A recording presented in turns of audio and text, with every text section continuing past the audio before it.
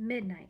We walked into the police station through double glass doors into a big open space the size of a classroom. Officer Kelly, his hands on my shoulder, and Arthur steered us left toward a sign that said Sheriff's Department. I could tell by his grip he couldn't see worth a darn anymore. When the policewoman behind the counter looked up and saw him, she practically threw her phone down on the desk. Kelly, my God! Angie, get a deputy out here!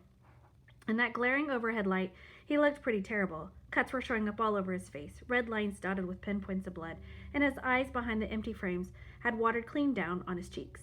I've taken some glass in my eyes, he said calmly. Can someone tend to these kids? In 2 seconds, a deputy was around from behind the counter, taking Kelly's arm. Someone else rushed out of an office. Suddenly, we were surrounded by cops. How bad is it? Can you see? He tossed his car keys into the counter. I can't see much. Angie left the hospital. No, we're coming. Someone took off his glasses. We stepped aside to let the others in around him. You maniac, we heard the deputy say as he started off with Kelly out there chasing tornadoes. We watched as they hustled him through an inside door.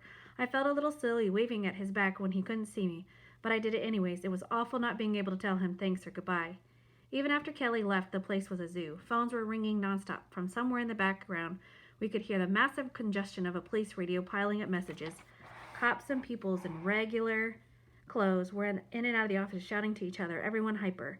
Finally, the same policewoman who had helped Kelly come over to where we were standing at the long counter. So you kids need shelter, she said. I needed to find out if my dad was alive. That's what I needed. Kelly said, you're separated from 2 sets of parents. Is that right? We nodded. Hold on. She went back to her desk and got on the intercom with someone. Mildred, is there room in that woman's section? Yes, I have 3 teenagers here. I straightened being mistaken for a teenager.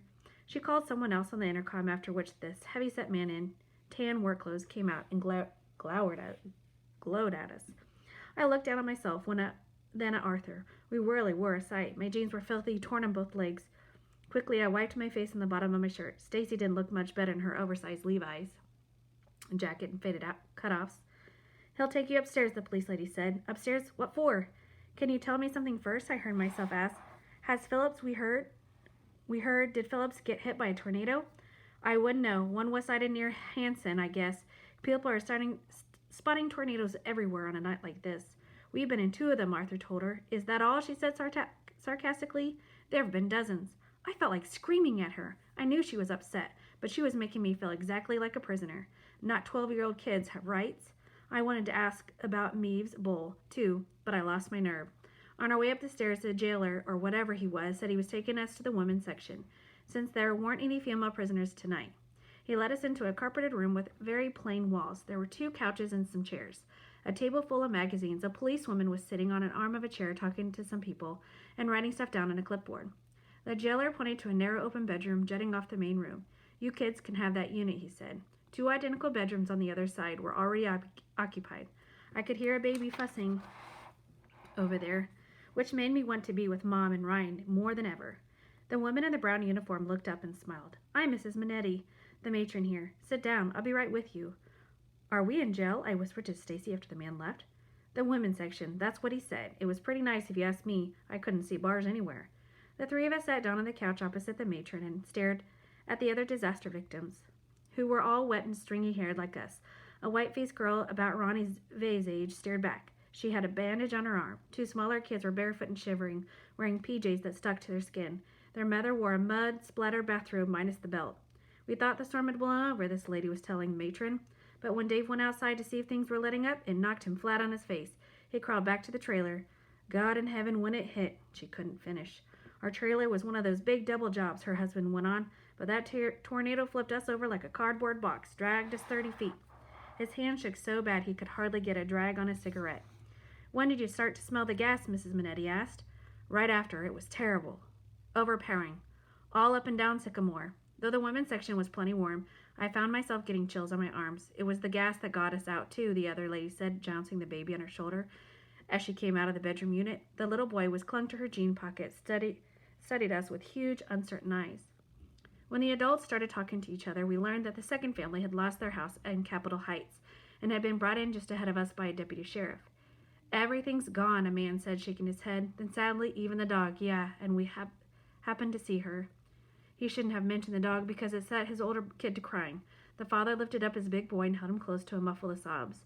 The dad wanted to cry too, I could tell. I had to look away. I never wanted to see Minerva did. A little later, Miss Minetti took us into the room with 2 cots, where she asked our names and what had happened. She gave us a scratchy army blanket too, just in case. I liked her. She had brown hair like Mom's and friendly eyes. I was glad she was in charge and not the other policewoman. There was plainly nothing else to be glad about getting stuck in jail, not knowing if my dad was dead or alive. When Arthur went out to the John, Stacy and I sat there on the 2 cots and looked at each other. I was so tired I just wanted to fall over and go to sleep. Then Stacy smiled, which made me smile because her face went all crooked on one side from the swelling. You okay, Dan? Yeah. She bounced a little on the striped mattress, which was covered with plastic. Testing it, I guess. Ever think you'd end up in jail? She asked. She stood and tried to look out the high window. How come they put us in here? I blurted out suddenly. How are we going to know what's happening? I couldn't get Dad off my mind. What if he'd driven straight into that tornado on South Locust? We always came home from Phillips that way. Stacy didn't answer, but when she sat down again, it was right next to me. I was hoping she'd put her arm around me the way she'd done earlier, but she didn't. She was too busy picking dried blood off her leg. Think of it this way, Dan. Would you rather sleep here, where it's nice and warm on the floor, or Kmart? Kmart, I said without batting an eye. Okay, Stacy sighed as she took off her dad's jacket. When I pointed out that one sleeve of her blouse was ripped, she finished it off, then slipped the cuff end over her hand. She rolled up the other sleeve to match. I had to laugh when she told me uneven sleeves were going to be the new style in Grand Island.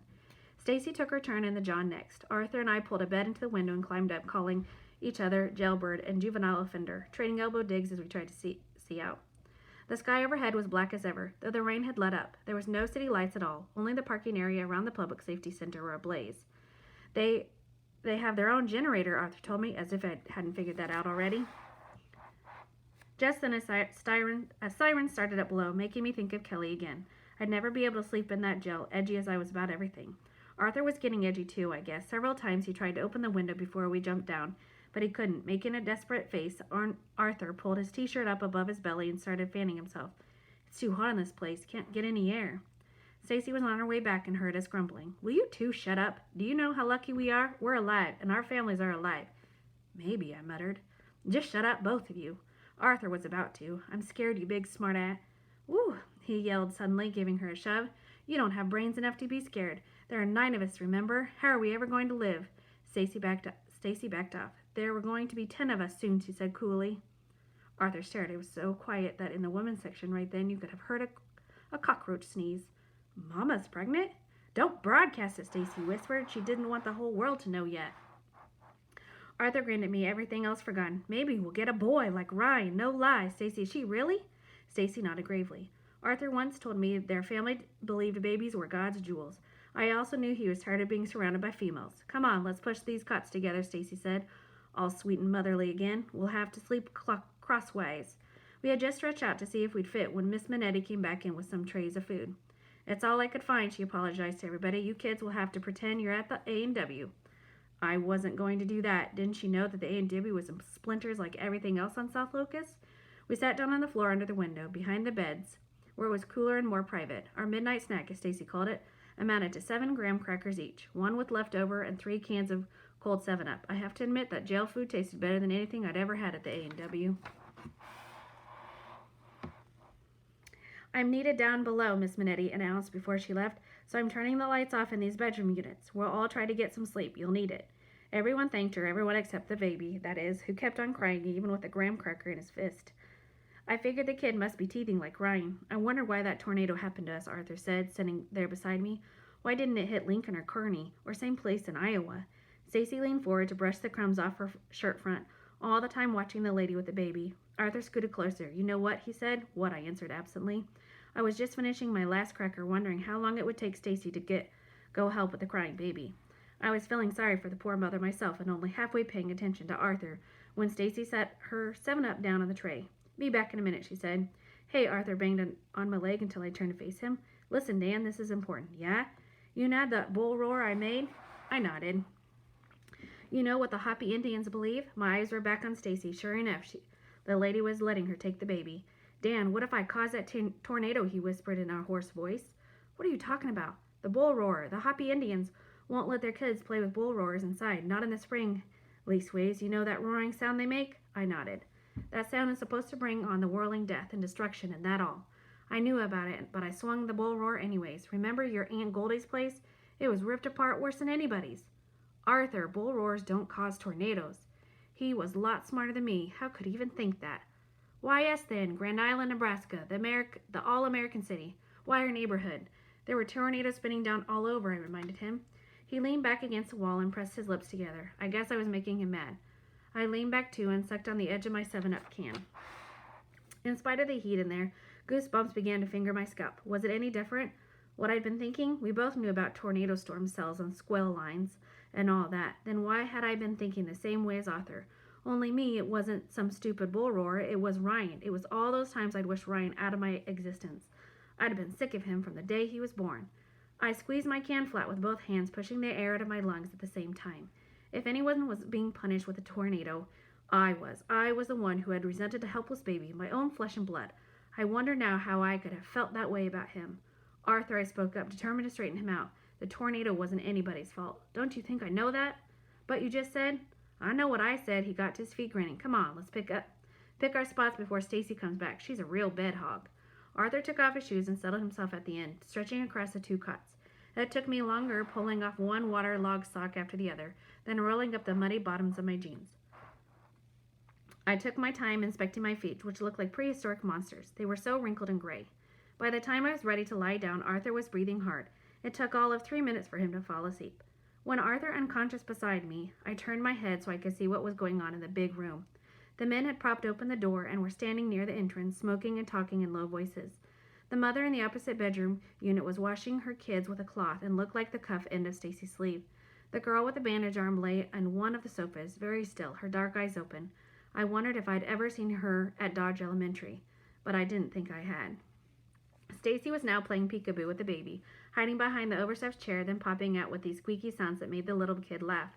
The baby's mother had her hands full trying to get her other one to sleep. I pulled my knees up, trying to get comfortable. But no matter how I arranged myself, one cut or another stuck to the plastic. I finally gave up and closed my eyes. I couldn't think about my dad or grandpa and grandma. It made me too nervous. I concentrated on Mom and Ryan instead, wondering what they'd be doing in that big old store. Maybe the Kmart people had opened the cafeteria and were making pizza for everyone. I had a really crazy thought next. What if the Kmart was doomed to be our summer home? That might not be too bad. I pictured the video games in the oversized toy department, the aisle of kitchen things Mom always had to look at. Kmart would be a lot more interesting place to live than the armory. Then I remembered the armory had a basketball court, and I couldn't decide which would be better. I opened my eyes to check on Stacy. Why would she rather count some strange baby's toes than finish drinking her 7-Up? Wasn't she ever coming back? I finally got up and went to the bathroom. I splashed my face and arms, took a big drink, then watched as the water pressure fell off right before my eyes. The stream reduced to a trickle, and I stopped. I turned the faucet off, waited, tried again. Nothing but drips. The water's quit, I whispered to Stacy when I got back to the main room. The baby had fallen asleep in the big chair, and Stacy was sitting on the floor, patting its grubby-looking undershirt. She gave me a grim look, sent me to tell the 2 mothers who thanked me for the bad news. After that, Stacy and I went back to our cell, where she'd finished her drink. What does it mean when the pressure dies down like that, I asked. I don't know. I guess it means we're in trouble. I mean, even more trouble. There was plenty of water outside. It was raining again, mixed with hail. It tapped sharply against the window, pelted the roof over our heads. What was to keep those tornadoes from coming back and flattening the public safety center the way they flattened our house and all those big buildings on South Locust? I'll never be able to sleep, I told Stacy. Me neither, she said, but we gotta try.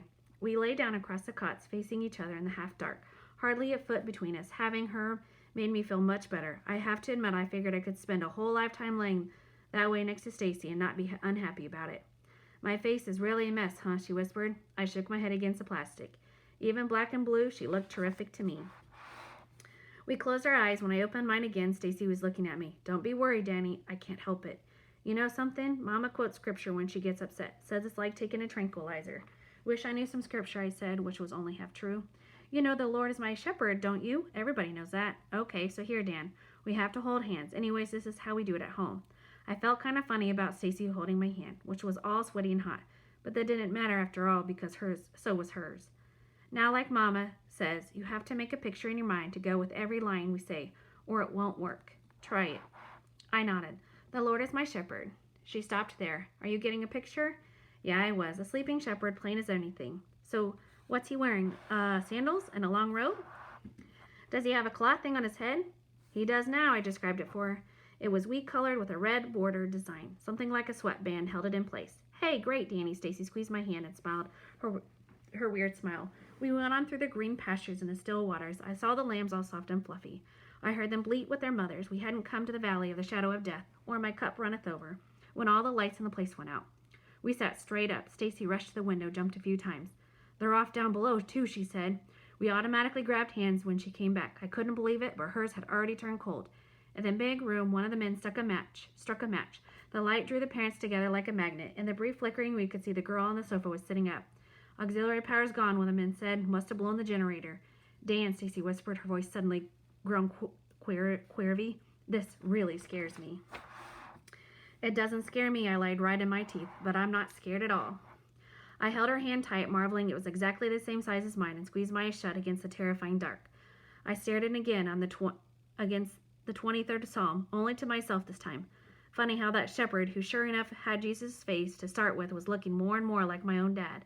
The next thing I knew, I was being jolted awake by the thundering roar of helicopters going right over our heads.